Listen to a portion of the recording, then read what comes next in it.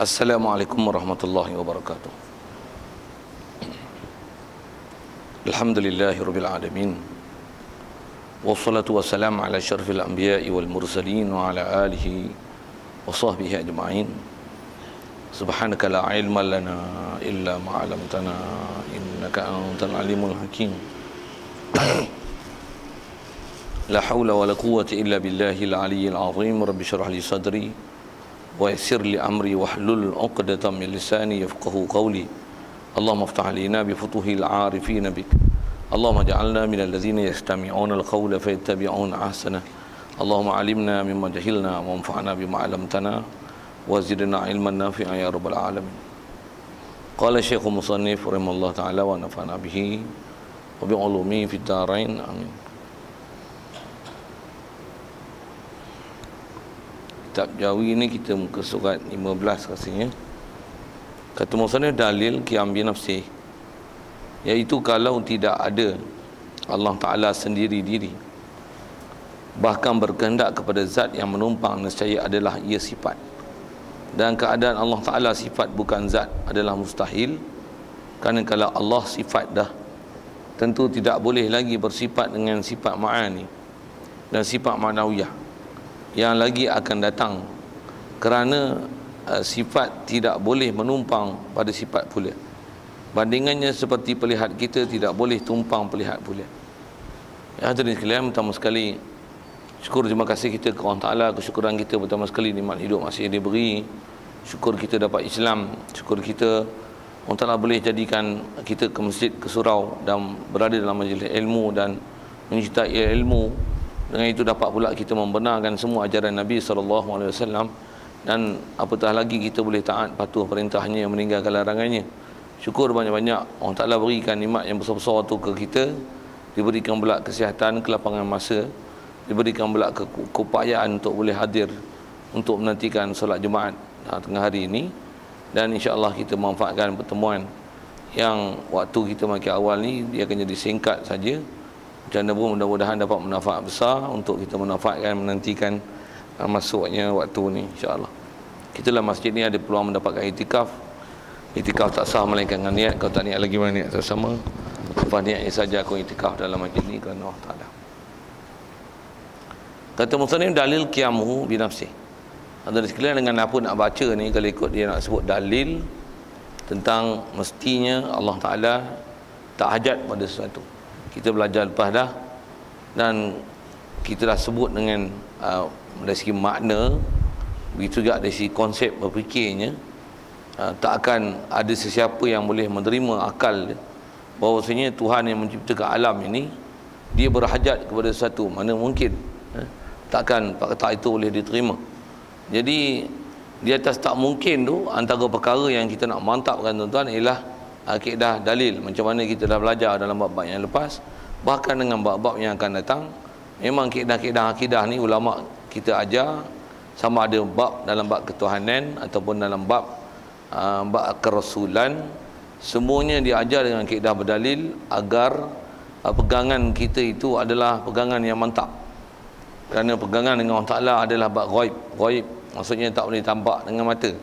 Betul juga pegangan dengan Nabi SAW, dia adalah bab ghaib, juga tak boleh nampak dengan mata. Jadi dalil adalah fakta-fakta ataupun faktor-faktor yang boleh mengukuhkan kita. Jadi kena ada faktor yang mengukuhkan. Antara faktor itu adalah segi fakta dan kaedah pemfaktaan itu.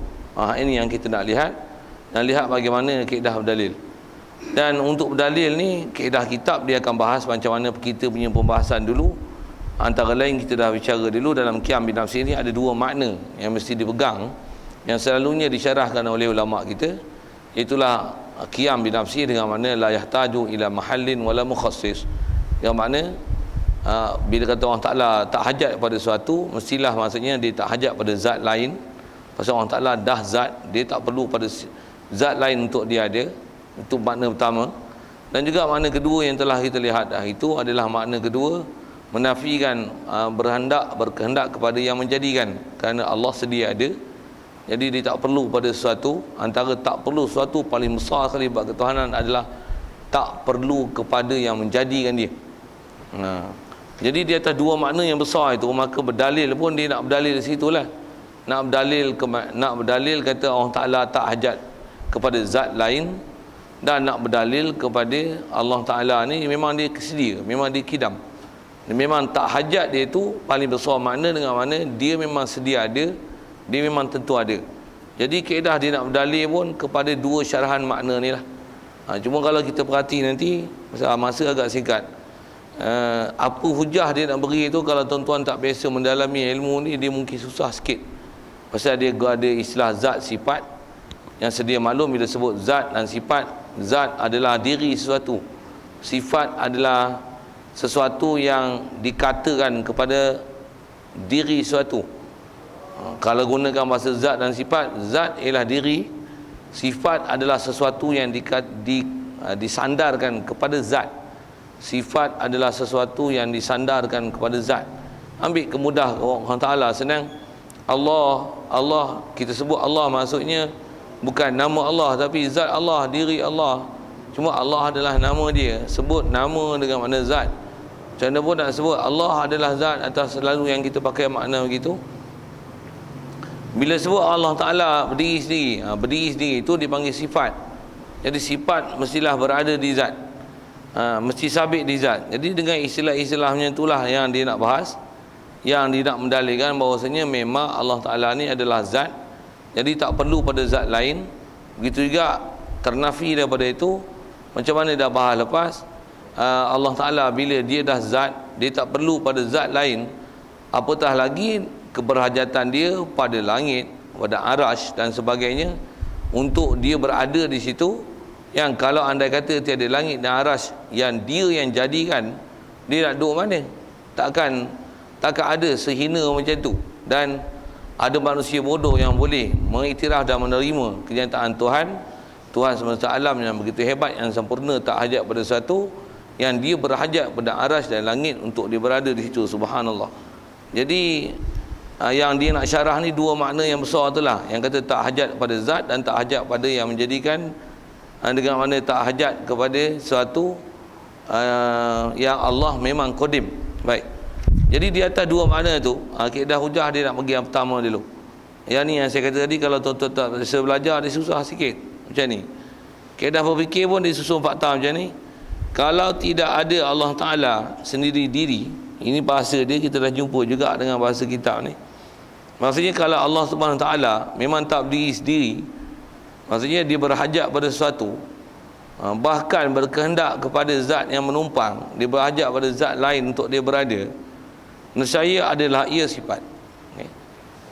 Kalau dia zat berhajat pada sesuatu, yang berhajat pada zat sesuatu ni, dia bukan zat, dia sifat.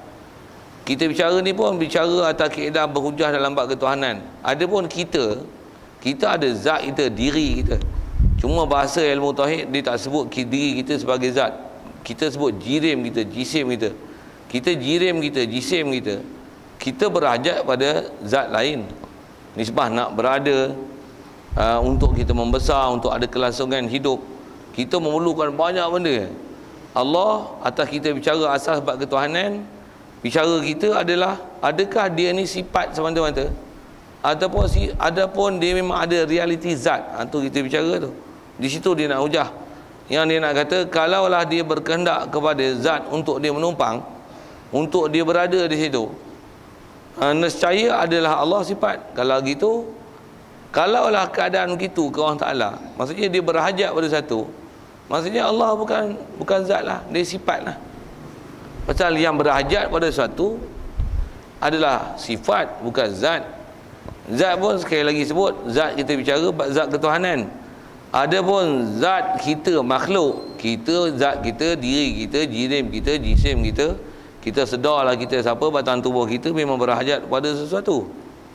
Tapi kalau bab ketuhanan, kita kata dia perlu pada satu zat lain, tak munasabah. Kerana kalau dia berhajat pada zat, berarti dia sifat.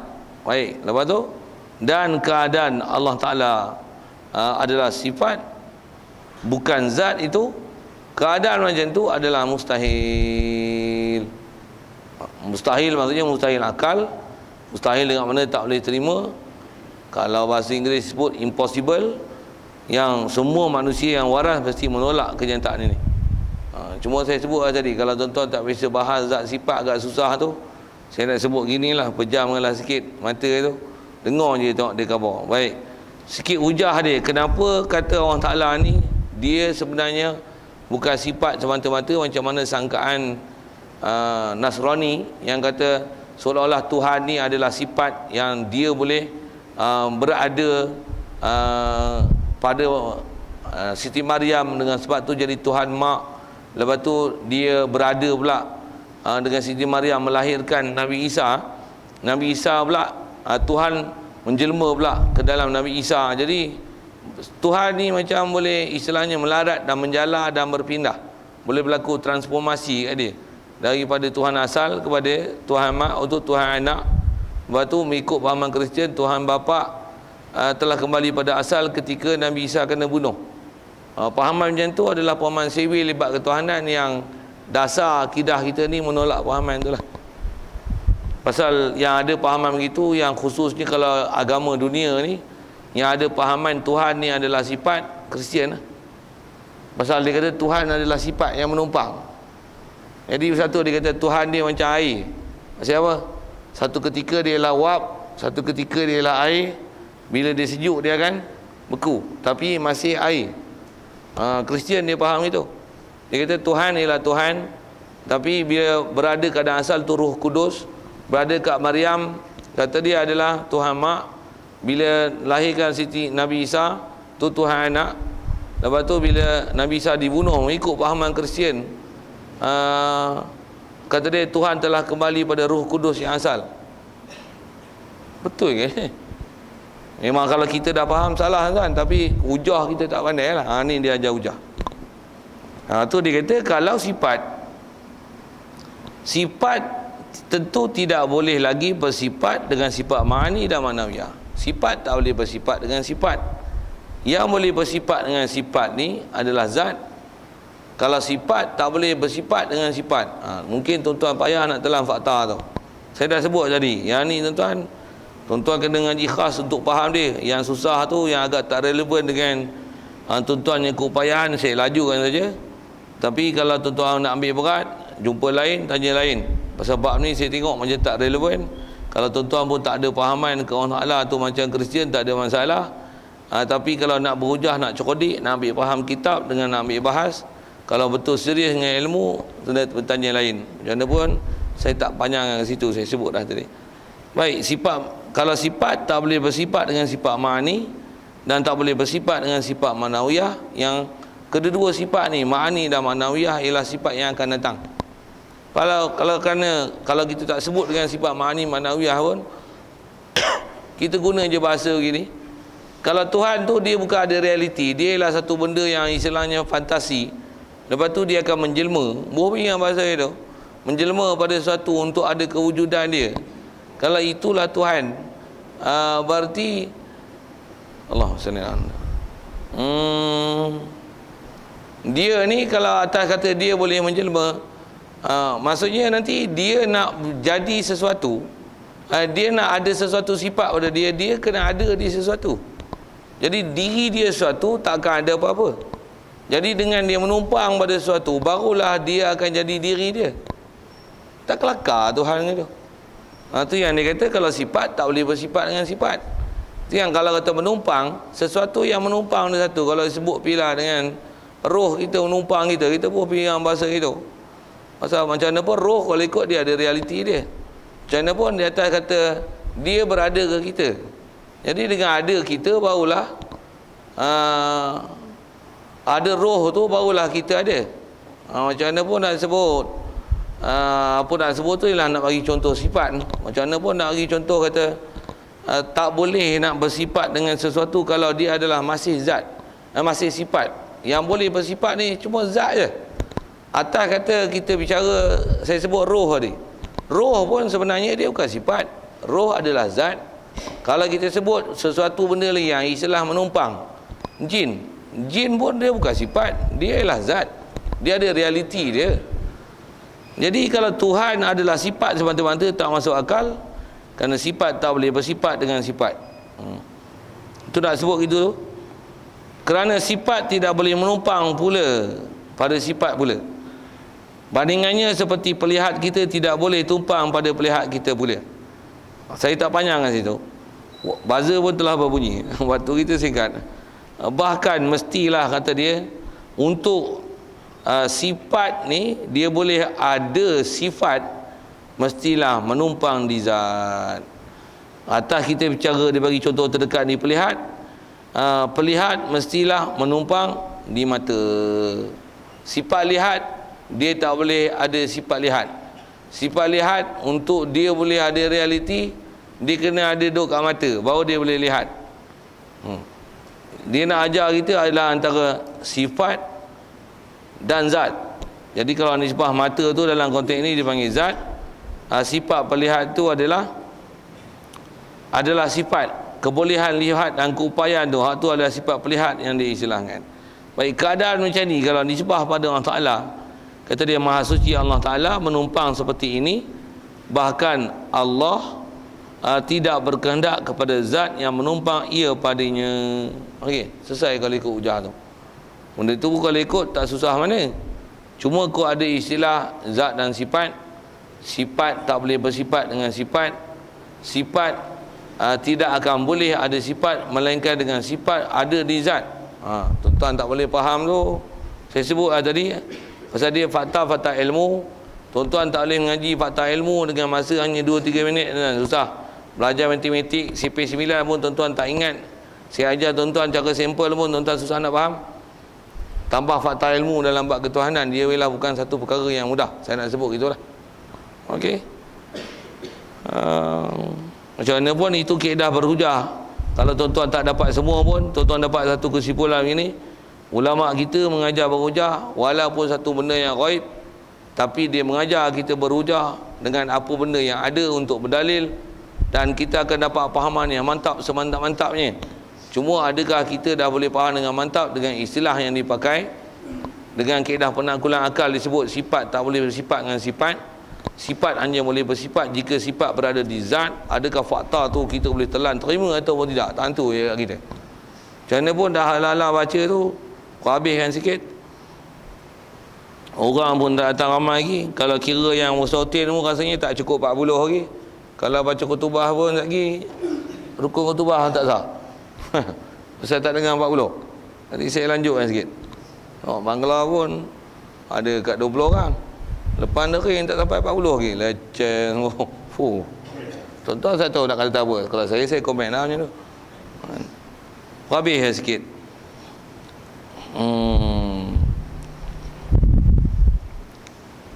Baik, selesai. Baik, itu hujah pertama tentang kata mestilah Allah Ta'ala tak berhajat pada zat yang lain. Baik, macam mana pun sebelum tu, sikit lagi sambung. Kalau berhajat kepada zat macam ni pun mustahil pada Allah Ta'ala. Apatah lagi dia zat, dia sempurna, tapi berhajat kepada arah dan langit. Tu orang kata sepak bodoh je lah. Memang tak masuk akal langsung untuk dikatakan kepada Allah Ta'ala begitu. Baik, selesai. Baik, hujah kedua yang kata Allah Ta'ala ni berdiri sendiri dengan mana tak hajat pada sesuatu yang menjadikan. Pasal mestilah tak hajat dia tu dengan mana dia sedia. Baik, kalau Allah Ta'ala berkehendak kepada yang menjadikan dia, tentulah ia baharu. Baharu dengan mana sesuatu yang ada yang didahului oleh tiada. Ulang kali dah kita dah sebut tu. Dan baharu kata dia, Allah Ta'ala baharu ni adalah mustahil. Sifatkan Allah Ta'ala kata dia ada, yang adanya dia itu adalah didahului oleh tiada, adalah tak dimasuk oleh akal. Pasal apa? Kerana telah tetap kidamnya. Kita dah bicara kidam dulu. Kitab pun kita kat sini pun dah khatam beberapa kitab. Tak faham juga. Memang kena tobat ngaji sungguh-sungguh tuan-tuan. Pasal bab ni bukan main-main. Dia lah bab akidah nak panggang sampai mati. Kita nak pegang itikad sungguh-sungguh ke Allah Ta'ala. Jadi dah tetaplah kita bicara dulu bab kitab. Kita pun dah yang ni dah qiyam binafsih dengan dalil yang dahulu. Yang antaranya ada istilah kita jumpa daur tasasul. Andai kata Allah Ta'ala dia tak kidam, nescaya ada sebelum dia menjadikan dia. Sama ada berterusan tak ada penghujung, ataupun patah balik kepada yang awal. Kalau berterusan tanpa berhujung dipanggil tasalsul. Kalau bergalik ke depan, tu dipanggil daur. Kedua keadaan daur tasasul ada mustahil dengan sebab bersatu. Dalam bab daur kerana bersatunya yang menjadi dan dijadi dalam benda yang sama. Begitu juga mustahilnya pada tasasul disebabkan sesuatu yang memang ada tetapi tak dapat dipastikan dengan sebab tak ada penghujung. Itu adalah dua perkara hal yang mustahil dalam daur dan tasasul.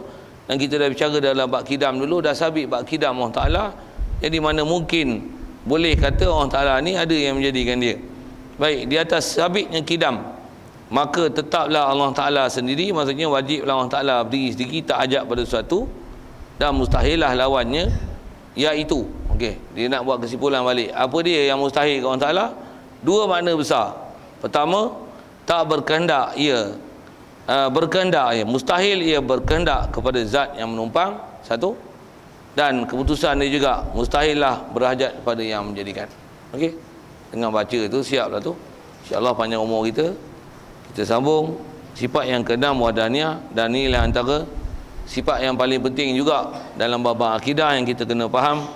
Kerana besar kita dalam bab akidah ni adalah dengan istilah juga dipakai dalam ilmu akidah ni, dipanggil ilmu tauhid. Dan kita nak belajar pun wahdaniyah. Apa beza tauhid, wahdaniyah, wahid, ahad? Inilah benda besar yang kita kena faham tuan-tuan, supaya kita sentiasa setiap masa hati kita boleh merasakan kepada Allah Ta'ala. Khususnya setiap perbuatan yang berlaku atas muka bumi ini, kita tak akan rasa sesuatu, melainkan kita dapat rasakan syuhud wahdah Allah. Semua adalah hak dia, datang daripada dia. Ketentuan dia, baik buruk adalah daripada dia.